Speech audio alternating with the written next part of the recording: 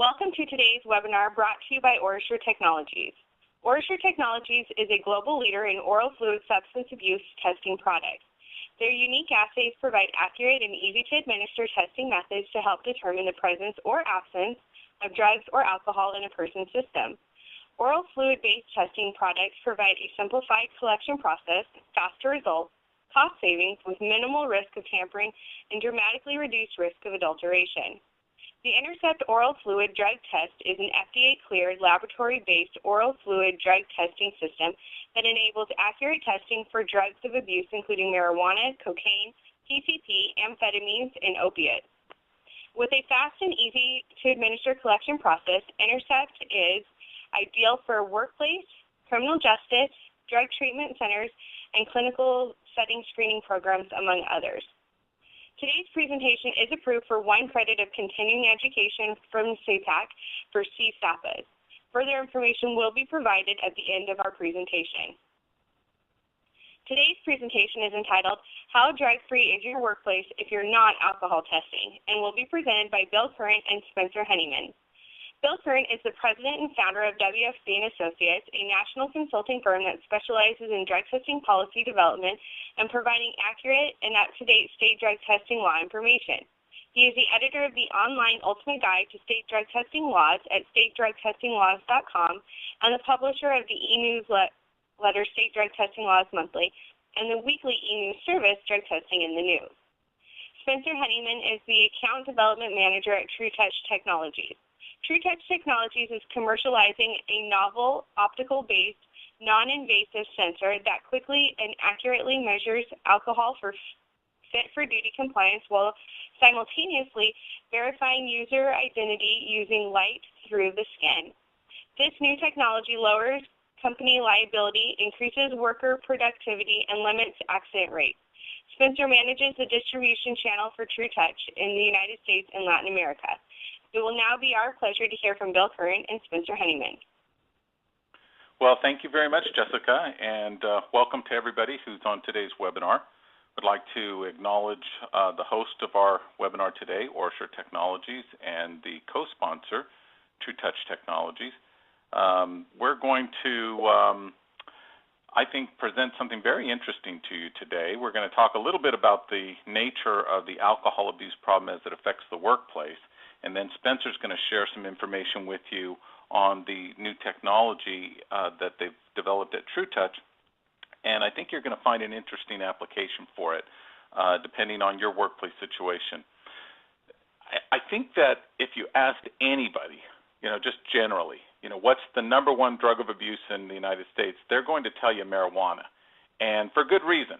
I'm going to show you some statistics here in a second from the federal government that shows that marijuana is the #1 illicit drug of abuse in the United States for the umpteenth year in a row. And even though it's being legalized in some states for different purposes, most people would consider it still to be the #1 drug of abuse. And they would be right to a certain extent. But you have to keep in mind that alcohol is also a drug. And when misused, it can be as dangerous as any other drug, any illicit drug for certain. And so when we talk about the #1 drug that is being abused, that's being misused in the United States by a large margin, it's alcohol. And unfortunately, because alcohol is legal, above a certain age, of course, and socially accepted in many circles, socially, then there is a tendency on the part of employers to make, I think, a very grave mistake and almost ignore alcohol when it comes to putting together a drug-free workplace program. Again, including alcohol under the category of all the drugs that you're testing for. And so that's a mistake that employers make. We're going to talk a little bit about what employers can do from a policy perspective to address alcohol misuse in the workplace as part of today's webinar.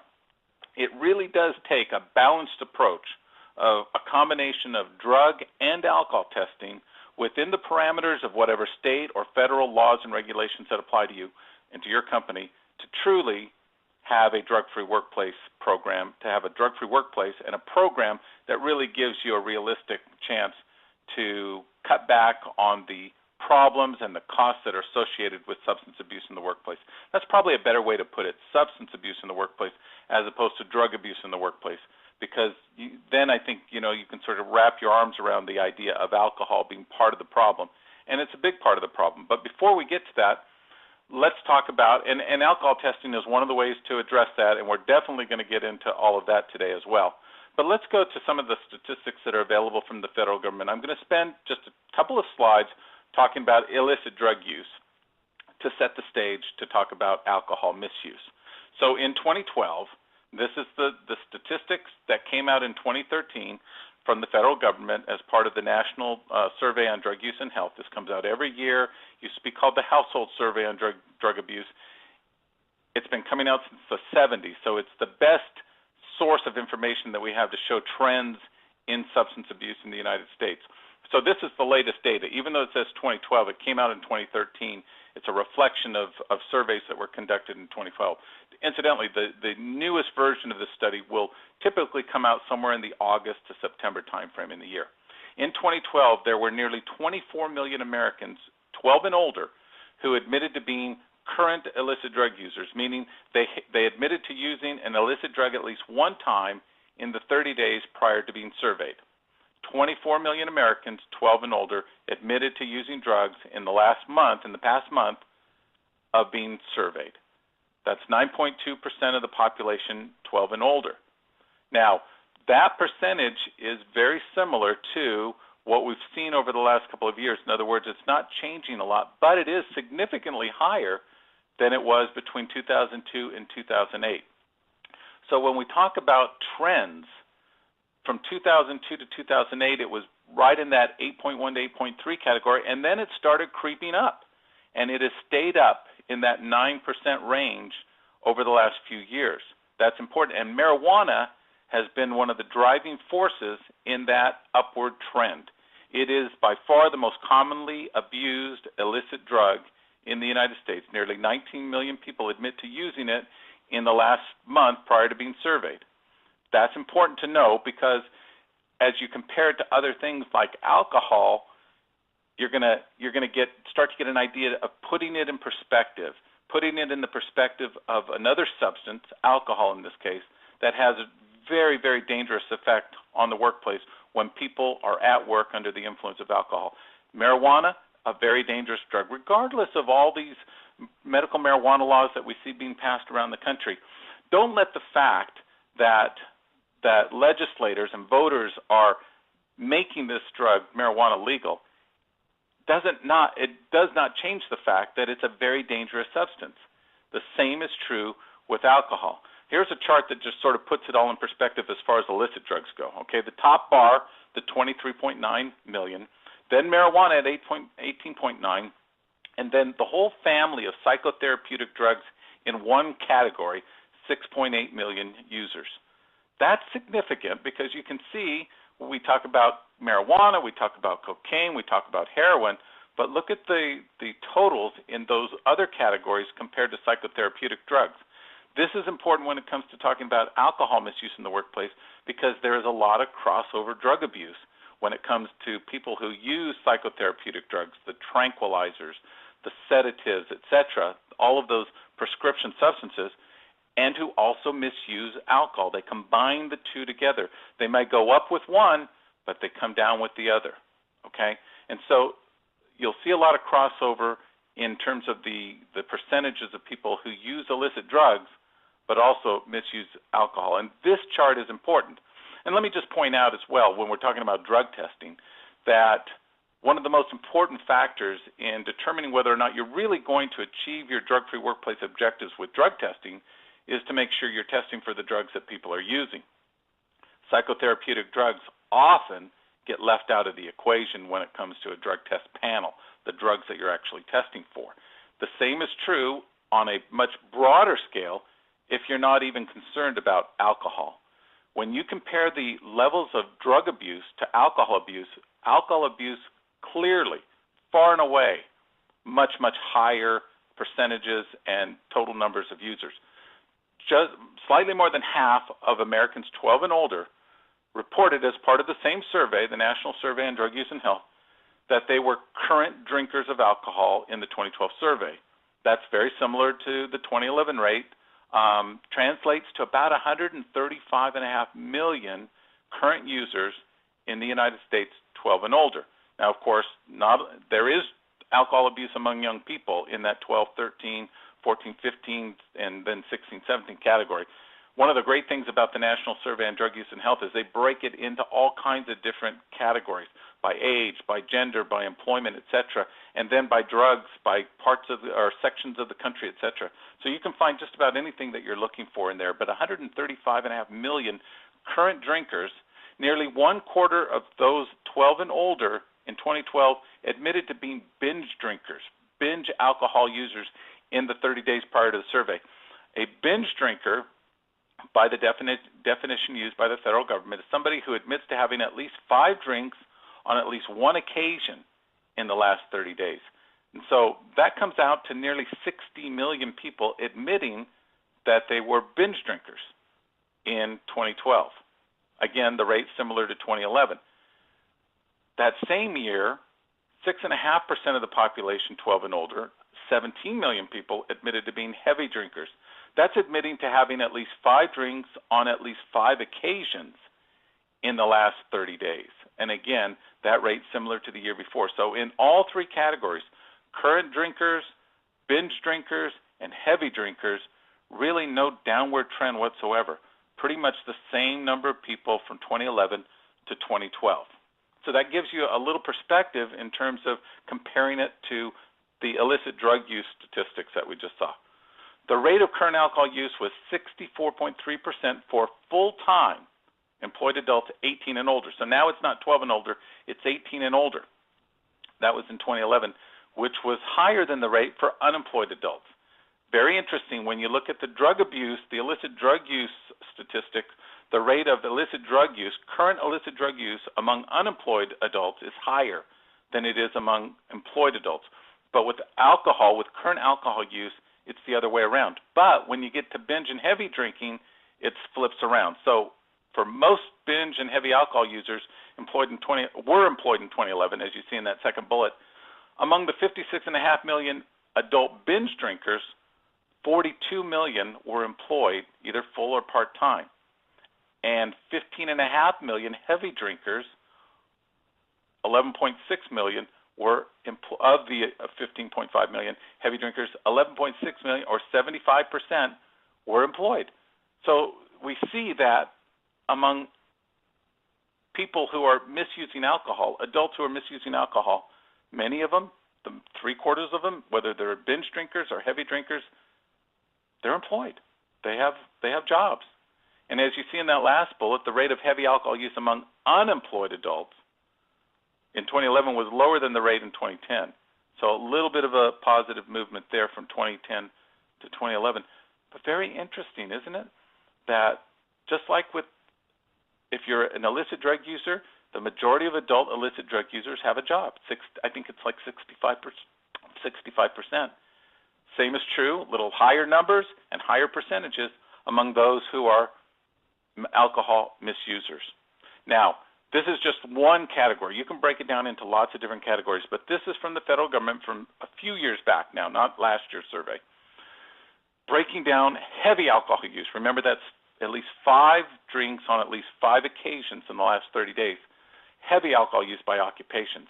And you notice at the top, the first several categories are people who are in occupations related to construction or things related to the construction industry, all the way down to from 25.7% for roofers down to 24.7% for other construction-related workers. But then you start getting into food and beverage servers and other food industry occupations, retail sales. These are the people working in our stores, the department stores and other stores that we go into. Sales representatives for services, for manufacturing and wholesale. Then you get into some other professions, and at the bottom there, cooks at 11.9. But this is important. It just gives you a little bit of perspective in terms of some of the occupations that have typically more alcohol misuse than other occupations. The truth of the matter is, if we took and I don't have this slide with me today, but if we took a look at alcohol misuse by industries, and we lumped all of the construction into one group, and we lumped all of the food service into one group, those would be the two industries with the highest rates of alcohol misuse, construction and food services. And we find that to be also the case with illicit drug use. Now, how does it affect the workplace? In lots of different ways. And I've got a lot of statistics here. I won't go through all of them. You'll be getting a link so that you can go back and listen to the recording and see the slides later, so you can go through these in a little bit more detail. But workers who have alcohol problems, who are heavy drinkers, perhaps even binge drinkers, everyday drinkers, they're more likely to be involved in accidents. They're more likely to have injury-related absences from work. They're going to have, they're going to show up in emergency rooms with alcohol in their system when they've been injured at work. In fact, you go down that fourth bullet, analyses of workplace fatalities showed that at least 11% of the victims had been drinking. Sometimes it's not the victim who caused the accident, but perhaps they could have done something to avoid being part of the accident. 24% of workers report drinking during the workday at least once in the past year. And 1/5 of workers and managers across a wide range of industries and companies report that a coworker's on or off the job drinking jeopardized their own productivity and safety. When we say own productivity and safety, we're talking about the person who was participating in the survey, not necessarily the problem drinker. So people who work side by side with people who are problem drinkers feel that their ability to get their job done and to be safe in the workplace is at risk working side by side with people who have alcohol misuse problems. 47% of industrial accidents linked to alcohol. Again, 47.5% of economic costs of alcohol abuse directly related to lost productivity. And this is very interesting. This is just one company, of course, but every alcohol-related accident that involves a fatality, according to one large transportation company, cost them on average $7 million. And of course, you can see that, of course, from a fatality with the exposure to liability that would, potentially be involved there. It's not just the heavy drinkers, however, that have or cause problems in the workplace. It's very important to understand that there are a number of studies and reports that show that oftentimes it's the non-dependent drinker who is actually causing the most problem in the workplace.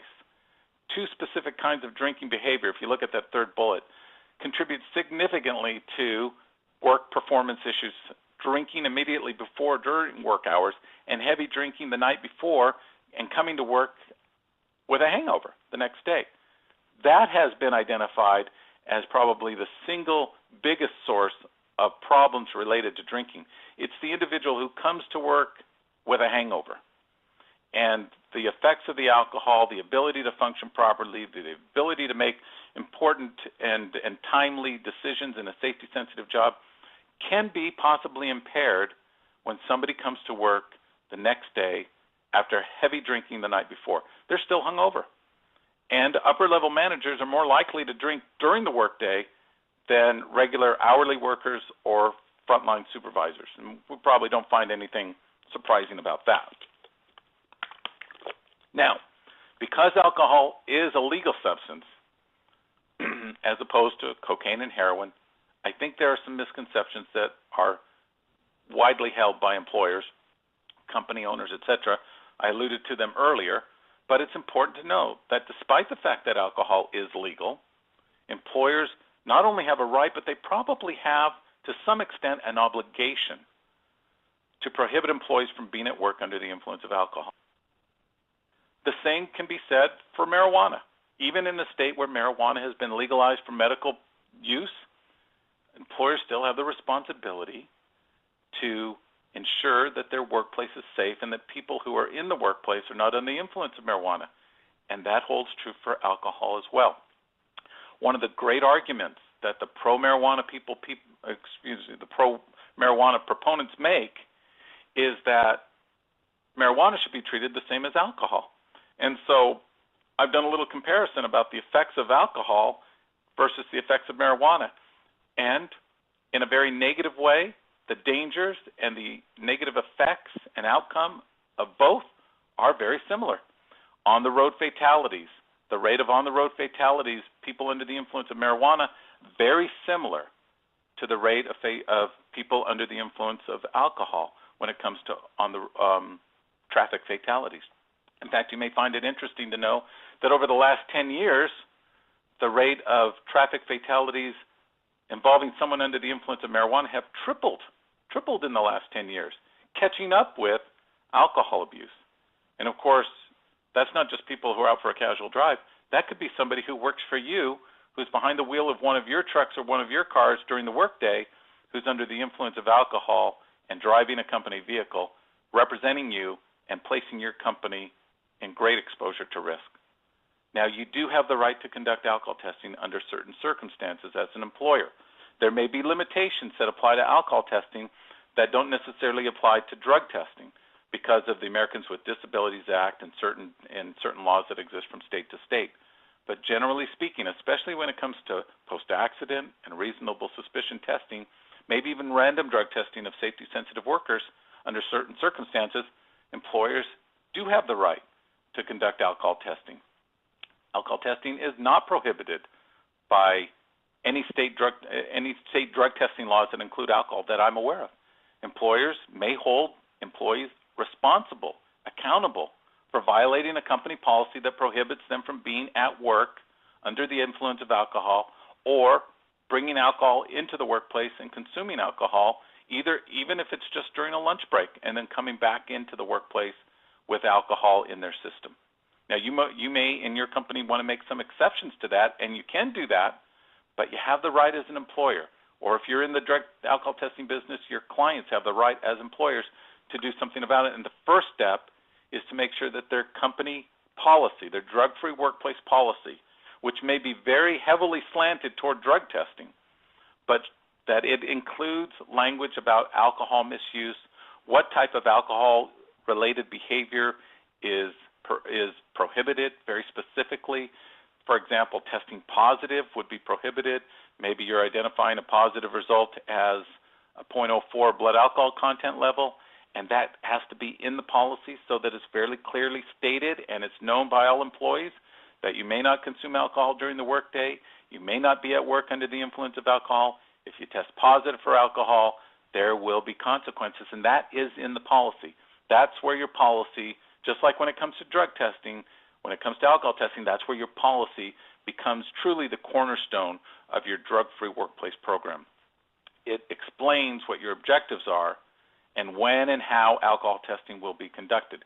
Now, traditionally, we know that there have been 4 major types of alcohol testing that have been employed in the workplace: blood, breath, saliva, and urine. They all have different varying degrees of accuracy and reliability. Generally speaking, of those 3, urine would be the least stable specimen for alcohol testing. The fermentation process caused by glucose in the urine makes urine perhaps not the best vehicle for alcohol testing. Saliva is proven very reliable. Breath, of course, is probably the most common right now. Blood is the gold standard, but highly accurate, but very invasive, very expensive. And there are a number of states that don't even permit blood alcohol testing in the workplace. So you have to check those state laws that apply. But these are not the only alcohol testing methods that are available. I'm segueing into Spencer's part of the presentation now, but let me just say as I do so that some years ago, about 16 years ago, I was asked to make a presentation at the conference of the Substance Abuse Programmers Administrators Association and SAPA, and they asked me to, this was in 1999, they asked me to do a presentation on the future of drug testing. And so I did, and after interviewing several people for it so that I was representing the opinions of many people in the industry, I came to the conclusion that in the future, we won't be doing drug testing the way that we're doing it now. That was in 1999. And now you see, of course, urine drug testing, of course, like always, but you also see oral fluid, and you see hair, and you see instant testing devices. We've moved very far when it comes to drug testing over the last 16 years. We're now at that same crossroads when it comes to alcohol testing, which is something that I think we're going to, as an industry, look at very seriously, and that leads to Spencer's part of the presentation. He'll do a much better job of explaining his part of it, so I'm going to turn the microphone over to him, and at the same time I'm going to pass the ball so he can advance his own slides.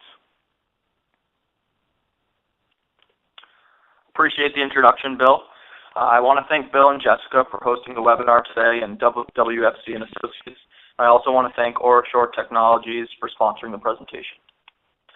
As Bill stated, my name is Spencer Honeyman. I'm the Account Development Manager at TrueTouch, and I'd like to share with you today a little bit about our innovative technology.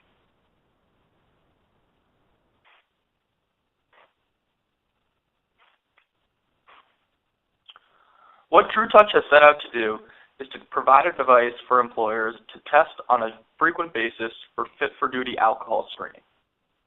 And what we've commercialized is a non-invasive, optically based sensor that uses light through the skin to measure and quantify blood alcohol while simultaneously verifying user identity.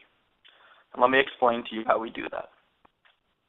When an employee first walks up to the TrueTouch device, which we call the TT2500, and you can see an image of it on your screen, they will enter their employee ID using either the touchscreen, a keypad, or there's a built-in RFID card reader in the machine, and that will identify the employee with an RFID or with an ID number.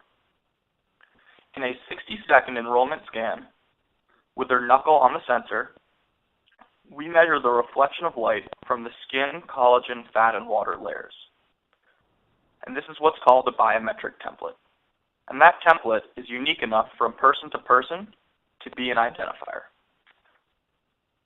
After that initial scan, which is a 60-second enrollment, every time that employee identifies themselves on the TrueTouch machine, in 15 seconds, the machine will do two things.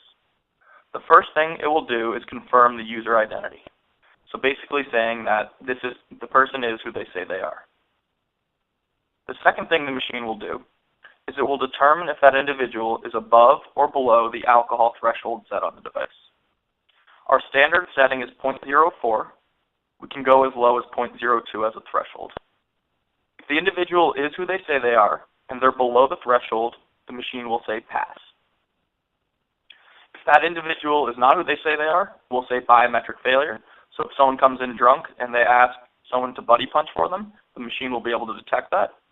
And if someone comes in over the alcohol threshold, whatever that may be, the machine will measure and quantify the amount of alcohol in the blood. And it's able to do that very accurately. And it will give a BAC reading such as 0.08, 0.12, etc. TrueTouch is implemented as a fit-for-duty screen under company authority. So this is a non-DOT alcohol screen run adjunct to any DOT-mandated testing a company may do. TrueTouch recommends that any alcohol positive is confirmed with a third-party test, such as an evidentiary breathalyzer or a lab test.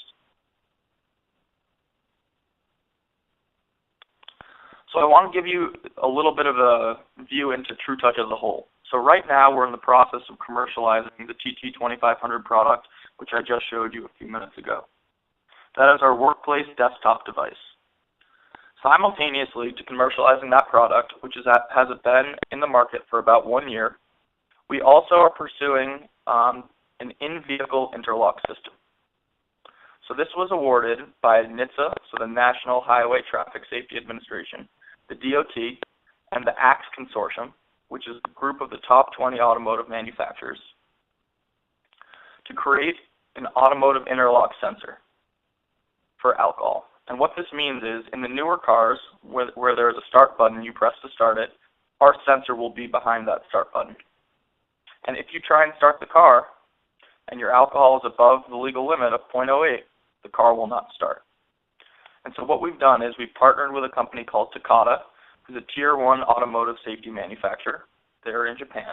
And we've also licensed it to the top 20 auto companies. So BMW, Audi, Ford, Chevy, etc.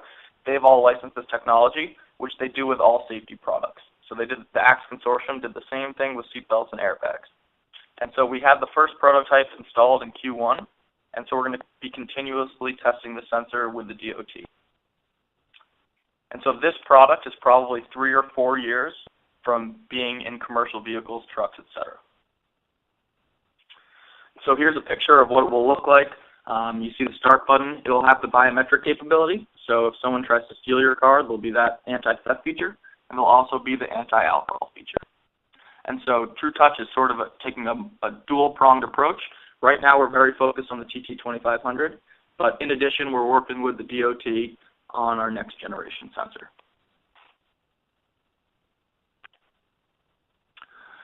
So I don't want to bore you guys too much on the science and technology side, so I'm going to give you some basics today on the biometric and the alcohol and how we're able to make those measurements.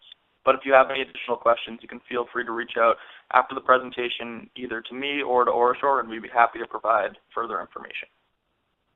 So as I said earlier, the biometric is comprised of the reflection of light from the finger, and it's the skin, collagen, fat, and water layers. And that is different enough from person to person to be a unique identifier. So for example, in that 60-second enrollment, what we'll get is one of the spheres you see in the bottom right graph. And that's your enrollment scan. When someone enters that employee ID and goes to test, if they do not fall in that sphere, the machine will give you a biometric failure. What's pretty unique about our technology and the biometric is that as you either gain weight, lose weight, the amount of water changes, the machine will take a rolling average of your enrollment scan and all subsequent scans. So it will change with you. So if you gain weight, you go on vacation, you get sick, you will not fail as yourself. So this is a technology we've licensed from a company called Lumidigm. They're a sister company, and we have the exclusive rights to use this technology in conjunction with alcohol testing.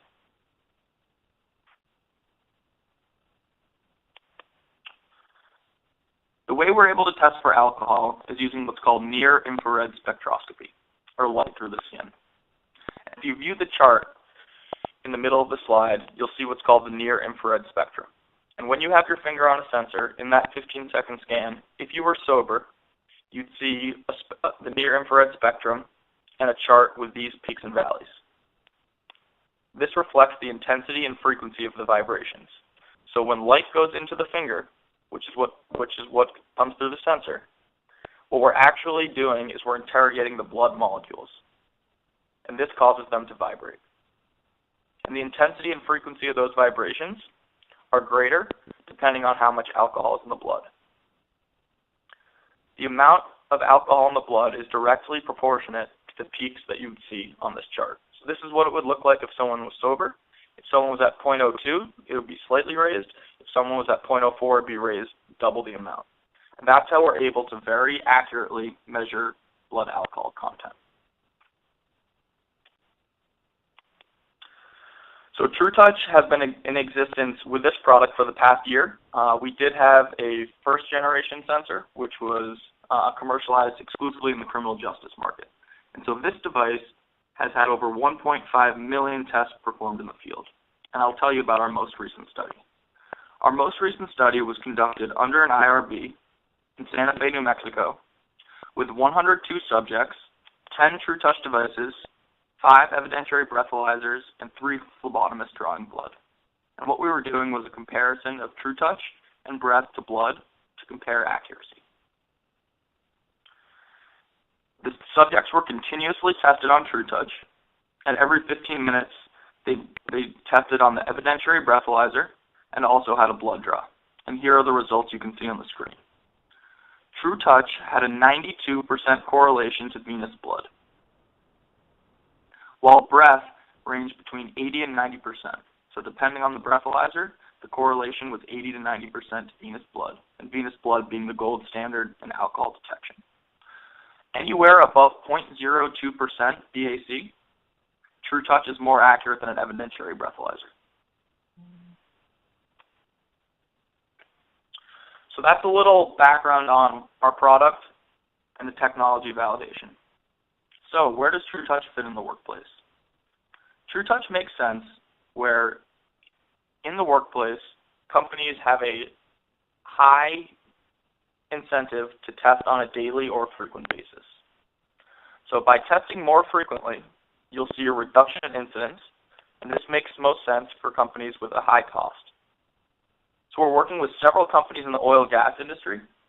We have an installation in the next 30 days with one of the top 5 oil and gas companies, and we're talking to the all top 10 oil and gas companies about installations and deployments in the next 60 to 90 days as well. We have several installations in the criminal justice market. We have an installation with a Coca-Cola distribution center in New Mexico.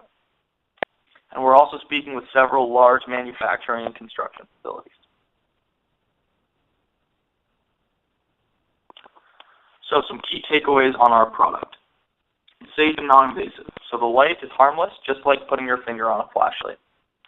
This is validated and robust technology. So again, over 1.5 million tests in the field.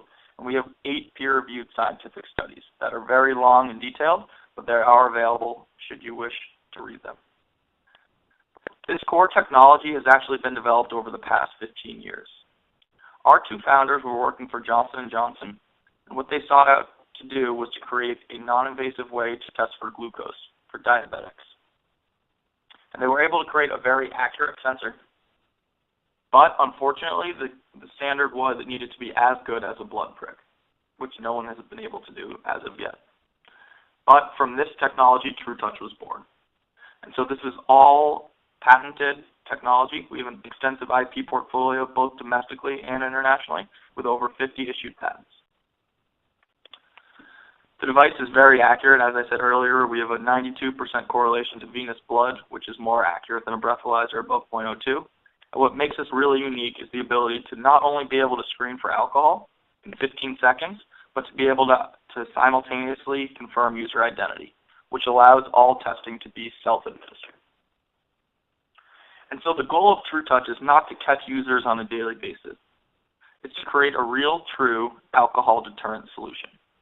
And TrueTouch believes the way to do this is by testing on a more frequent basis. And for the first time, companies have the ability to do this. In the past, other testing options were expensive, too cumbersome, they weren't self-administered. But now, TrueTouch provides a true alcohol deterrent solution that will truly modify employee behavior and create a safer workplace.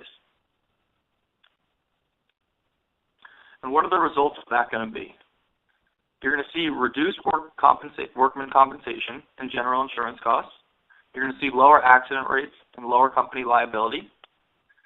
Several of our oil gas installations actually are going to be measuring productivity by shift in relation to TrueTouch. So they already measure productivity by shift now, and they see dips in productivity in certain times of the day and the week, which they attribute to alcohol. And so they're hoping not only does TrueTouch limit liability, but it also is going to increase worker productivity.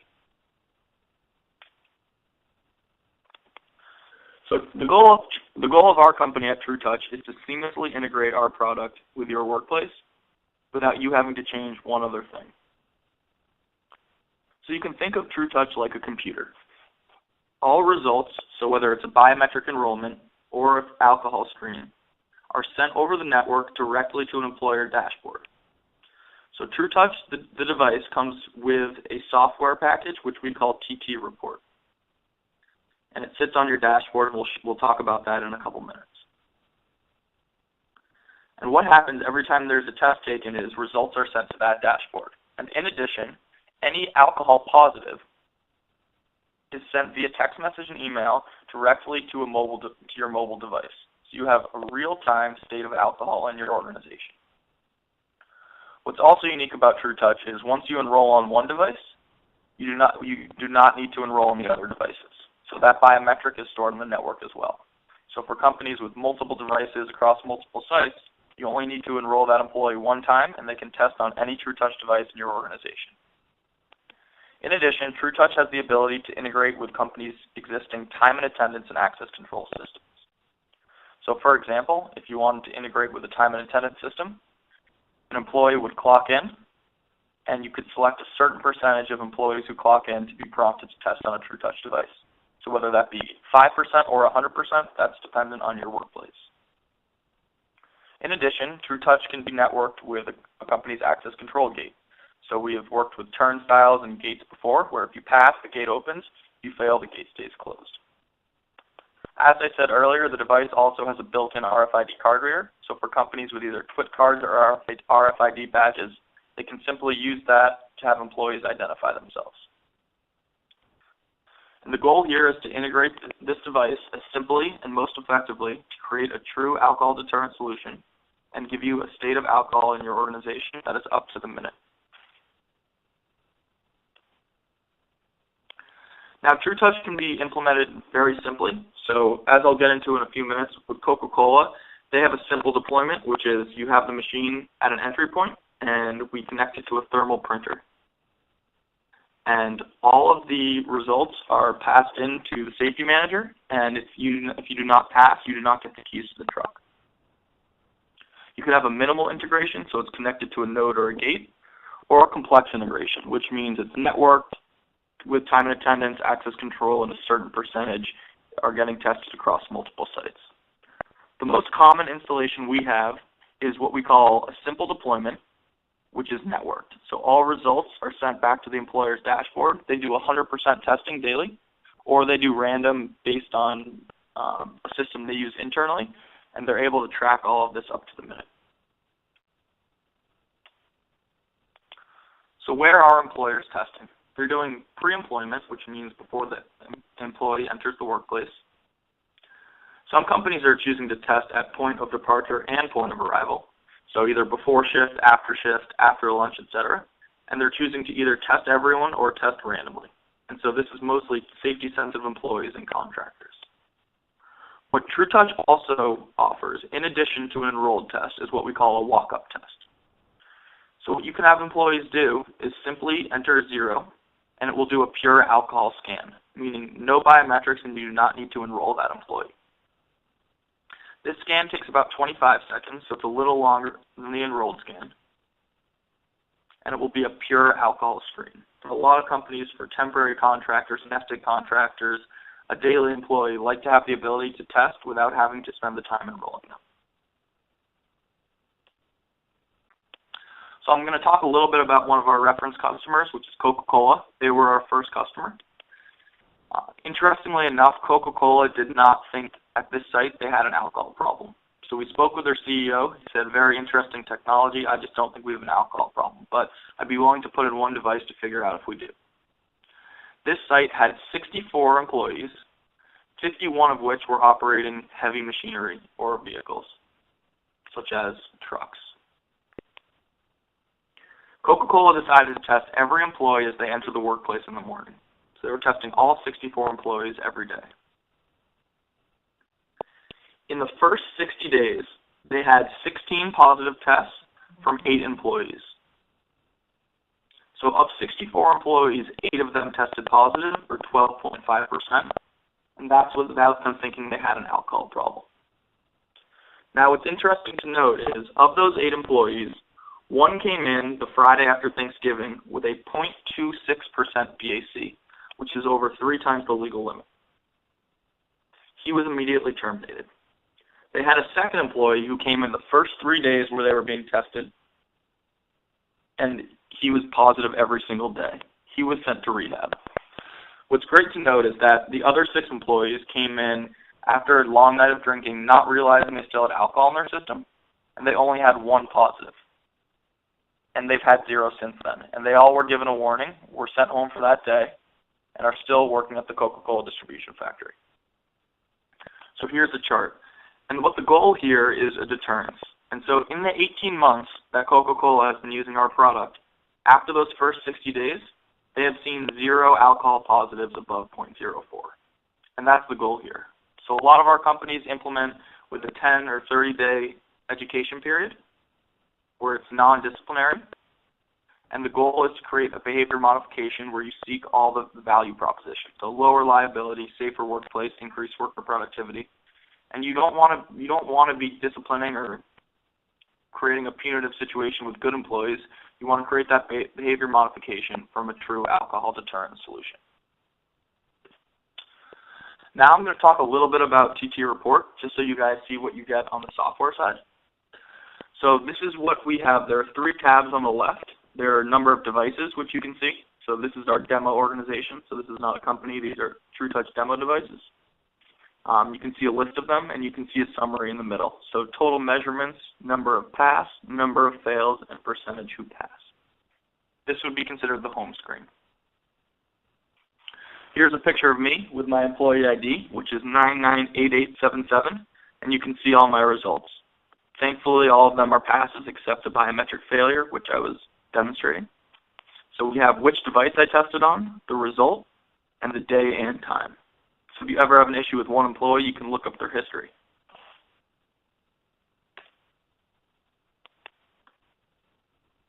This is the measurement screen, so it shows all measurements for that day, or that week, or that month, and you can run that search.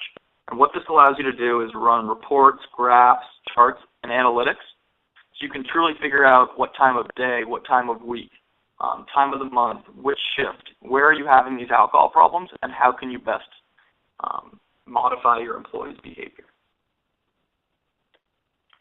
Now, as I said earlier, we try and make implementing TrueTouch as easy as possible. So if you did choose and you were interested in this technology, we provide a project proposal document, which will help you with a use model. So what percentage makes sense to test? Do you want to do biometric testing or just a walk-up alcohol screen? What type of integration makes most sense for your company and your worksite? What configuration makes sense? So do you need a 0.04? Does it make sense to go to 0.02, as high as a 0.08? And what's going to happen when someone pops a positive? How are you going to react? And so Bill talked earlier about the policy. You have an amendment to your current drug and alcohol policy with your probable cause screening that will allow you to put in a clause that will allow you to test for TrueTouch, which is going to be a fit-for-duty alcohol screening under company authority, or a probable cause alcohol screening. So this was the basics today on TrueTouch and our TT2500 product. I'm going to turn it back over to Bill. I think he's going to ask a few Q&A questions. Thank you, Spencer. And we're going to take some questions from our audience, but before we do that, I wanted to ask you a couple of questions. A couple of things came to mind. So if we just use the Coca-Cola program as an example, I mean, what would be step one? I mean, how did you get your devices into their workplace? How long did it take to, do the biometric registering to get, people enrolled in the system? I mean, from start to finish, what's sort of involved in, making this a reality in a particular workplace? Sure, happy to answer that question, Bill. So the length of time that it takes to truly implement TrueTouch depends on a number of factors. And I would say number one there is going to be the level of integration. So for Coca-Cola, they had no integration with time and attendance or access control. And all they wanted was a device that they put at an entry point and a choke point where all the employees enter the workplace. And when they come in, they were going to take a test. And that's something we can have installed within 15 to 30 days. Okay. Now, once they had it in their workplace, to enroll the employees, one day we came in, as the employees came into the workplace, they would all enter their employee ID, and they'd do a 60-second enrollment scan. Every day after that, as soon as they came into the workplace, it was part of their check-in process. In 15 seconds, the machine will determine they are who they say they are, that they're below the alcohol threshold set on the device. Okay. Now, you talked about the walk-up test without biometrics, but I'm assuming that even with the walk-up test, the result is captured in the TT report just like any other result. Is that right? Correct. And so the way the walk-up test works is instead of entering an employee ID, all you enter is 0 for that employee. And so what the machine will do is it will do an alcohol screen. And because we don't have that biometric baseline, it takes an extra 10 seconds, but it's still just as accurate as the biometric test. Now, it's important to note that not only are the results stored on the device, but they also get sent over the network, meaning if a company wanted the screen on the device to just say, thank you for taking the test, or not show the numeric reading due to privacy concerns, we can do that as well. So the actual reading on the screen does not need to necessarily mimic what's going to be sent to the TT report dashboard or to your mobile phone regarding an alcohol positive. Okay. And so whether it's a walk-up or whether it's somebody who's already enrolled in the system, you kept using the term self-administered, and I can see from the diagram if we just, if we picked one of the pictures from earlier in your presentation, maybe this one. So you would see how somebody would literally be administering the test themselves. Is in a workplace situation like Coca-Cola, Is there a supervisor that's involved there that's, you know, recording something or observing it to make sure that it's done properly? In other words, how many people are involved in this test on a test-by-test basis? Great question. So at Coca-Cola, they have one safety manager who's in charge of the employees getting their keys, so going to the trucks, going to the forklifts, and the heavy machinery. So because Coca-Cola uses the print model, so it's a thermal printer, it prints a ticket, and that's their ticket into the workplace. And after they take their test, they grab that ticket, and to get keys, they have to hand it to the safety manager. And this is all captured in TT report as well. So that's what we would call minimally supervised. There are other sites where we're implementing, specifically in the oil and gas industry, where you have drilling rigs or you have construction sites which are not near the headquarters of the safety manager who's going to be monitoring this, and those are completely self-administered. So the employees know they have a certain check-in window, and they must take their alcohol screen when they come in the morning. And if they do not take a test, the employer is notified, or if there's a failure, they're notified as well. Okay. And so the level of supervision is going to vary from workplace to workplace. Okay.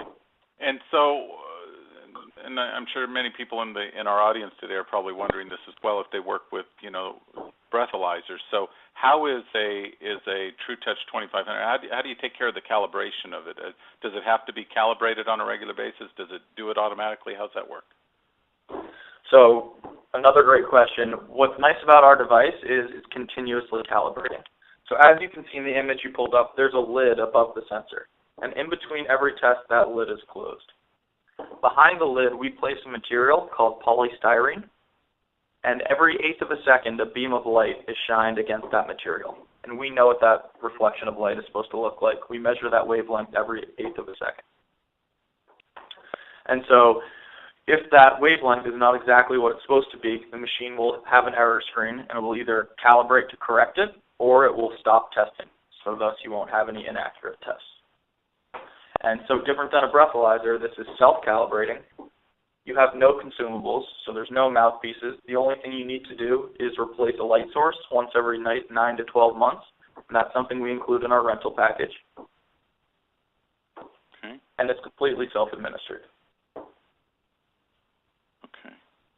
And then another question that came to my mind was that as we write policies for companies through WFC and Associates, one of the questions we always ask when it comes to alcohol testing, and there's a whole section in every policy on alcohol and alcohol testing, but one is, you know, what cutoff level do you want?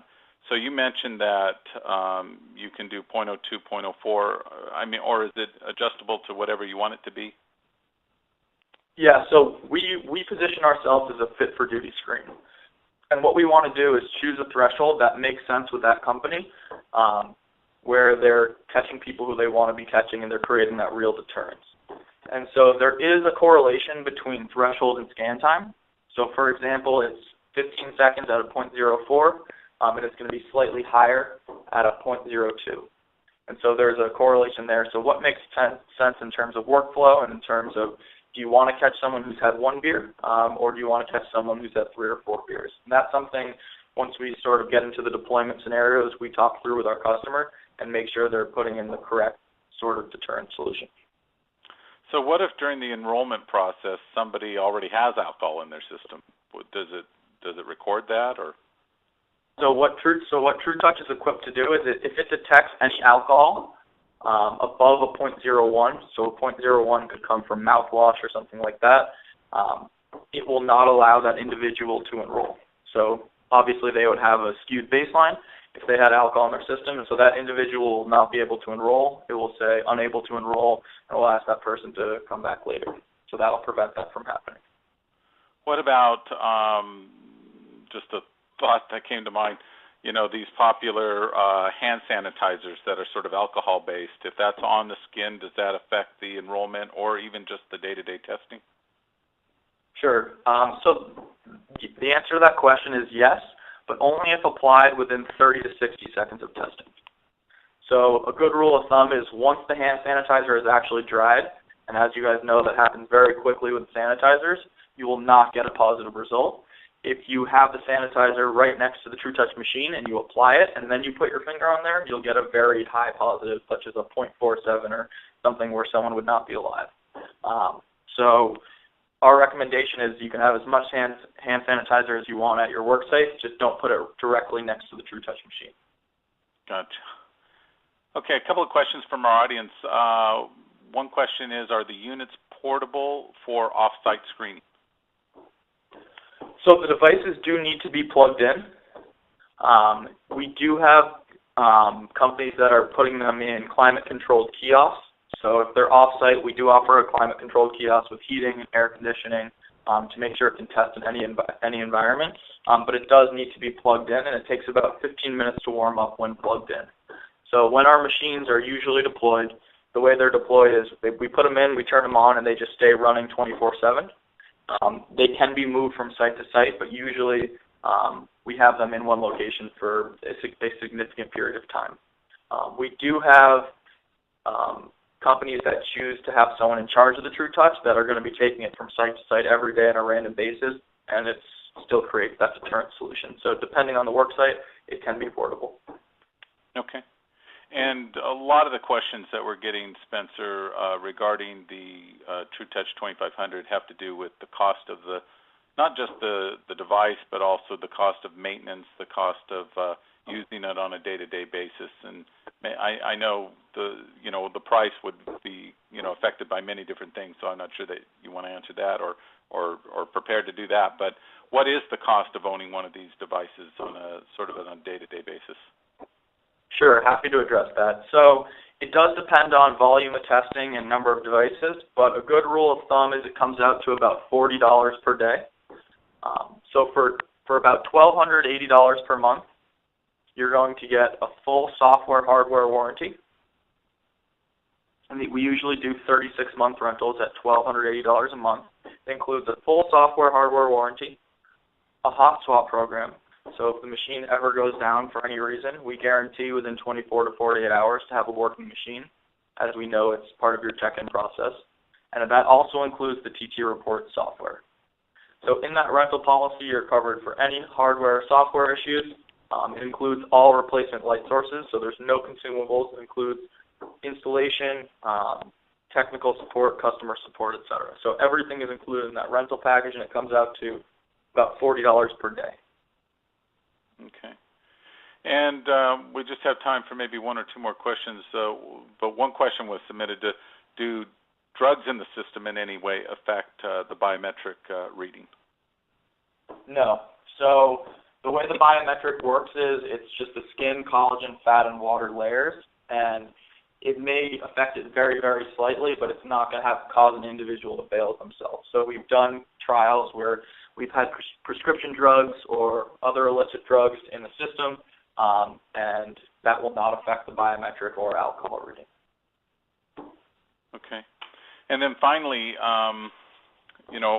we've had a number of people ask about, how is this affected by state laws, workplace alcohol testing laws, or federal regulations like the Americans with Disabilities Act. And I noticed throughout the presentation that you referred to it as a fitness for duty screen. And so this question must come up like with the Coca-Cola system. How do you address that? In terms of how is it implemented legally? Is that the question? No, I think in terms of, really sort of using it as a fit for duty screening device as opposed to, an alcohol testing device in the traditional post-accident situation. Sure. So what our device is meant to do is truly test for impairment in the workplace. And what TrueTouch allows you to do is to screen on a daily or frequent basis to create that real deterrence. So you would be doing way more testing than the DOT mandate. And for the first time, the TrueTouch device allows you to do that. And so because you can screen on a daily basis and you're doing more frequent testing, we recommend that any positive test is confirmed with either an evidentiary breathalyzer or a lab test. And so that's why we term it a screening tool. Yeah, I noticed that you definitely encourage the breathalyzer or a lab-based test as a confirmation. So you're using this as a screen, as you say, and then in the event that it's necessary, some type of a breathalyzer or lab-based test as the confirmation. Correct, and that's what we call the alarm resolution protocol. And should a company be interested in deploying TrueTouch, that's something we'll work with you on. So what's going to happen if there is a positive test? So when that safety manager or the on-site manager is notified of a positive, what happens? So you want to make sure that person does not get behind the wheel of a car, is not in a forklift or anything like that. So you want to remove them from the workplace. You want to make sure they're safe, and you want to do a confirmatory test so you can respond to that in an appropriate fashion. And so our companies have several different policies in place. We have companies that have a 3 strikes and you're out policy. We have companies that have 3 strikes and you go to rehab, and we have companies where if you have 1 positive above 0.04, you're terminated. So it really depends on the workplace, and we help you with that policy and the alarm resolution protocol as well. Okay. Well, thank you very much, Spencer. Great information, a lot of positive feedback from the audience, and some great questions. If we didn't get to your question today, we will come circle back and get to it. Before I turn the mic back over to Jessica, I just want to thank Spencer for co-presenting today. Wonderful job. And also thanks again to OraSure Technologies for hosting these monthly webinars and for providing this information. And with that, Jessica, I will turn the microphone back over to you. Thank you, Bill. Thank you, Spencer. And on behalf of OraSure Technologies, we hope you have found today's presentation informative and helpful. This presentation was recorded, and you will receive instructions informing you how to access the recording. Today's presentation is approved for 1 credit hour of continuing education from SAPAC for CSAPAs. Please email me, Jessica Folk, at jessica@billcurrent.com. That's JESSICA at billcurrent, BILLCURRENT.com if you are interested in receiving that credit. Thank you for your attendance today. This concludes today's webinar.